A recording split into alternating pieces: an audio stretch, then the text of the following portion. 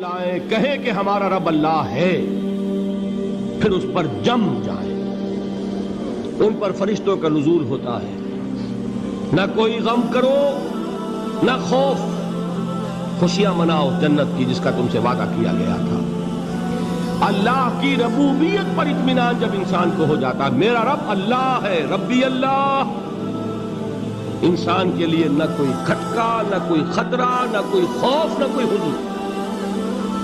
جو کچھ ہو رہا ہے کس کے اذن سے ہو رہا ہے؟ اللہ کے اذن سے۔ اللہ کے اذن کے بغیر پتہ تک نہیں ہلتا۔ یہ کوئی اندھا بہرا مادہ نہیں ہے جس سے مجھے کوئی خوف ہو۔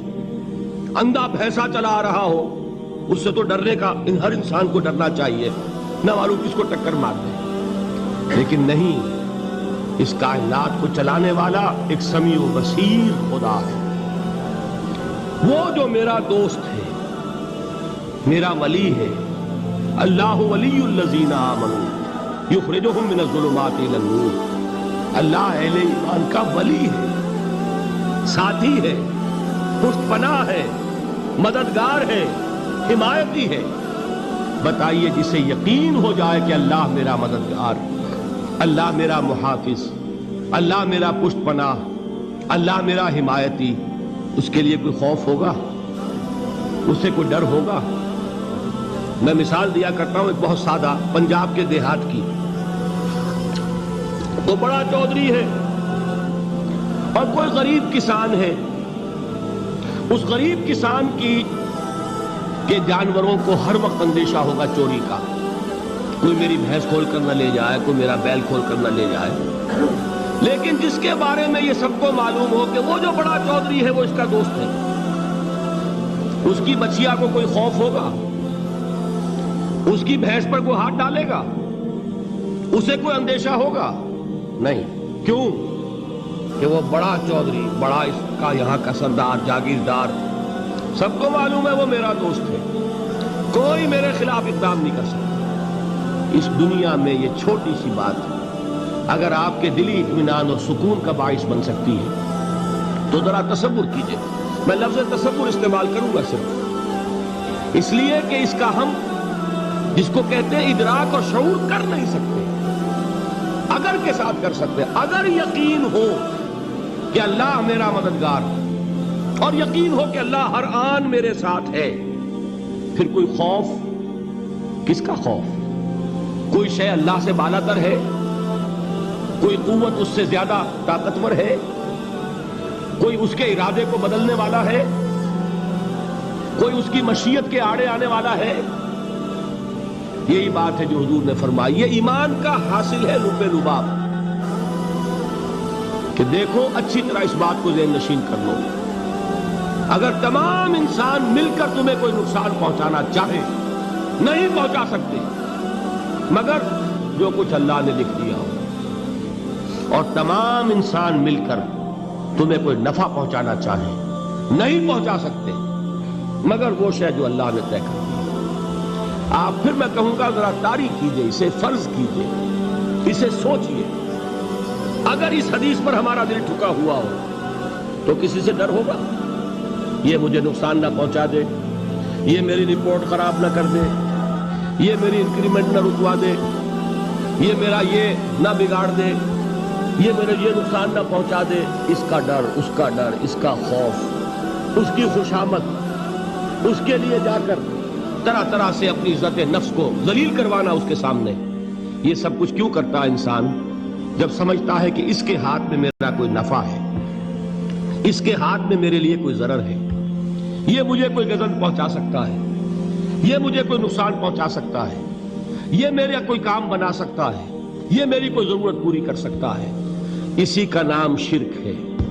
جہاں آپ نے یہ سمجھا کہ غیر اللہ کے اندر کوئی طاقت موجود ہے، وہی شرک ہے۔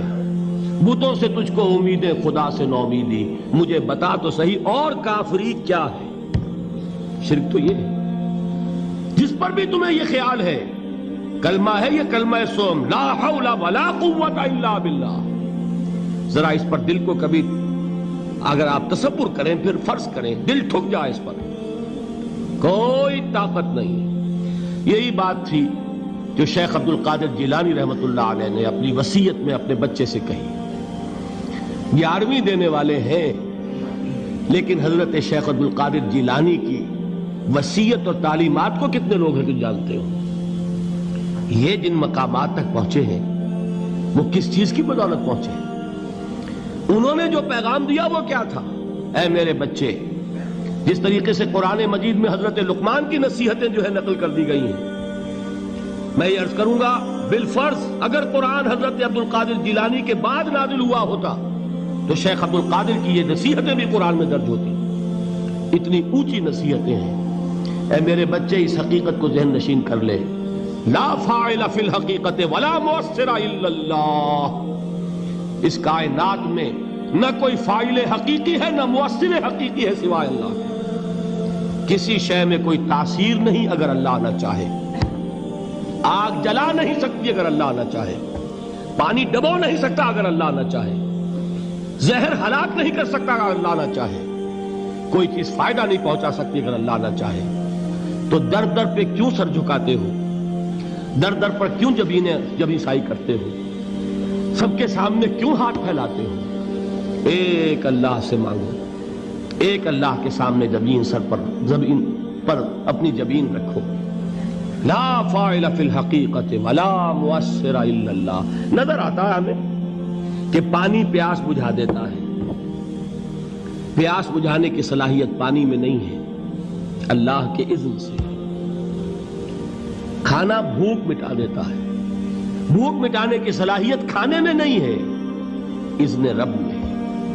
دیکھیے یہی یقین تھا. حضرت موسیٰ علیہ السلام کا واقعہ یاد کیجئے. سامنے سمندر آ گیا ہے. قوم دیکھتی ہے پیچھے کہ گرد و غبار کا طوفان ہے. معلوم ہوا کہ فرعون اپنے لشکر سمیت آ گیا ہے. لشکر جب چلتا تھا تیز رفتاری کے ساتھ تو گرد و غبار کا جو طوفان اٹھتا تھا اس کا تصور کیجئے. اور لمحہ بلمحہ وہ قریب آ رہا ہے. پوری قوم نے کیا کہا؟ اے موسیٰ انا لمدرکون. اے موسیٰ ہم کو پکڑے گئے. قرآن مجید نے تو یہاں وہ باتیں نہیں لکھی ہے، لیکن تورات میں یہ درج ہے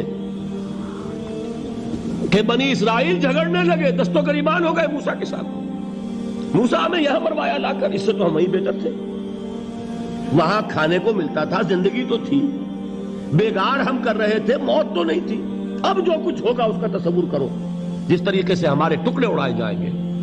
تو لڑ رہے ہیں حضرت موسیٰ علیہ السلام سے. یہ تورات کی تفصیل ہے.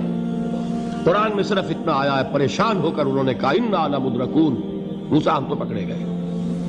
اس وقت موسیٰ کا جواب کیا ہے؟ کلا ان معی ربی سیہدین. نہیں، میرے ساتھ میرا رب ہے، وہ راستہ دے گا. بتائیے کہاں راستہ نظر آ رہا ہے؟ یہ ہے ایمان بالغیب. راستہ نظر نہ آئے تب اللہ پر یقین ایمان ہے. جیب میں پیسے ہوں اور تب دل کو اطمینان ہے تو ایمان کس پر ہوا؟ پیسے پر، اللہ پر نہیں. جب وسائل و ذرائع نہ ہوں اور پھر یقین ہو کہ اللہ مسبب الاسباب ہے، وہ اسباب کا پابند نہیں ہے، وہ اسباب کا محتاج نہیں ہے، اسباب اس کے محتاج ہیں. اگر یہ یقین ہے تو اللہ پر ایمان ہے. یہ نہیں ہے تو تمہارا ایمان اسباب پر ہے، وسائل پر ہے، ذرائع پر ہے، مادیات پر ہے، اللہ پر نہیں. اس وقت کہاں راستہ تھا؟ کوئی راستہ تھا؟ سمندر ہے اور ادھر سے لشکر آ گیا ہے. کلا ان معی ربی سیہدین. اب دیکھیے ایمان کہہ دینا آسان ہے، ہوا معکم اینما کنتم. جہاں کہیں بھی تم ہوتے ہو اللہ تمہارے ساتھ ہوتا ہے. لیکن اس کا یقین قائم ہو جائے تو زمین و آسمان کا فرق واقع ہو جائے.